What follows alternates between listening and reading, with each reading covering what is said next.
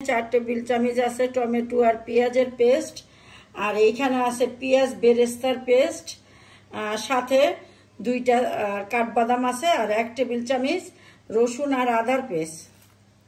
এখন আমি হাত দিয়ে ভালো মতো মাখবো। এইখানে আমি নিয়েছি সরিষা তেল। সরিষা তেল এইখানে হিসাব করলে কতটুকু হবে, 100 গ্রামের মতো। দেখো আমার বটটা কষানো হয়ে গিয়েছে। এই পর্যায়ে আমি বটের ভিতরে পানি দিয়ে দিব। বিয়াস, তোমরা চাইলে এই বটগুলো আরো ছোট ছোট করে কেটে নিতে পারো।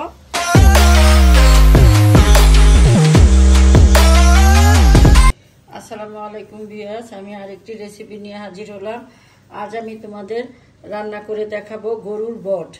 আমার এইখানে একেবারে পরিষ্কার ধুয়ে রাখার পরে 1 কেজি পরিমাণের বট হয়েছে। নিয়ে নিলাম আমি বটটা। তারপরে এইখানে আমার আছে 8-10টা কাঁচামরিচ, 4টা লং, 3টা বড় এলাচ, আর 2টা এই সাইজের দারচিনি, আর 2টা তেজপাতা।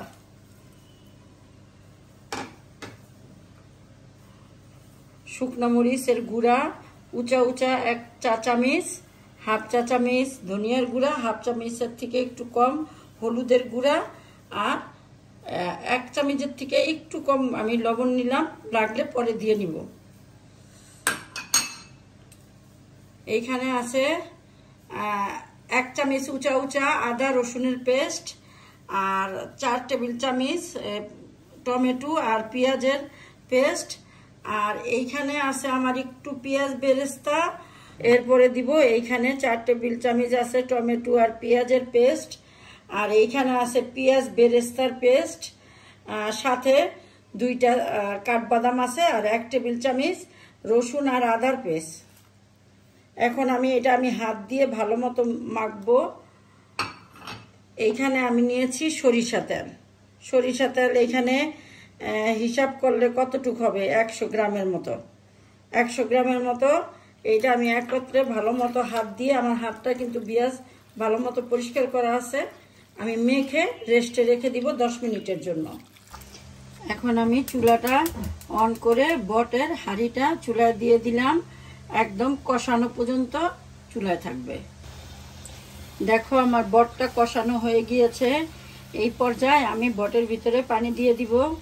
বিয়াস, তোমরা চাইলে এই বটগুলো আরো ছোট ছোট করে কেটে নিতে পারো, এটা তোমাদের ইচ্ছা। এখন আমি এই পরিমাণের পানি দিব যাতে বটটা সিদ্ধ হয়ে যায়। এই তো আমি এই পরিমাণের পানি দিয়ে দিলাম। এই পরিমাণের পানিতেই আমার সিদ্ধ হয়ে যাবে। আমি এখন ঢাকা দিয়ে রাখবো সিদ্ধ হওয়া পর্যন্ত। দেখো বিয়াস, আমার বটটা প্রায় হয়ে গিয়েছে। এখন আমি নামিয়ে নিব। নামিয়ে অন্য একটা ফ্রাই প্যান বসিয়ে বাগার দিব।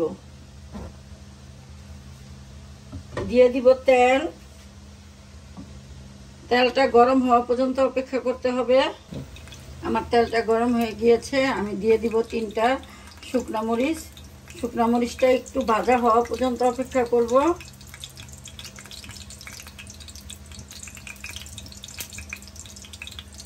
এই তো একটু ভাজা হয়ে গিয়েছে।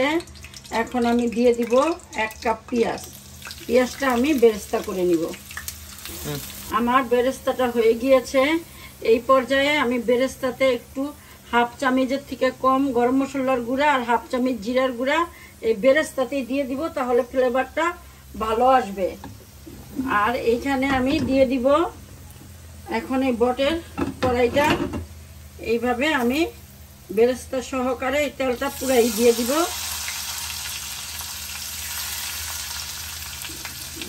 এটুকু রেখে দিলাম আমি ডেকোরেশনের জন্য। এখন আমি ভালো করে নাড়বো। নেড়ে আমার ঝোলটা আর একটু কমা পর্যন্ত অপেক্ষা করব।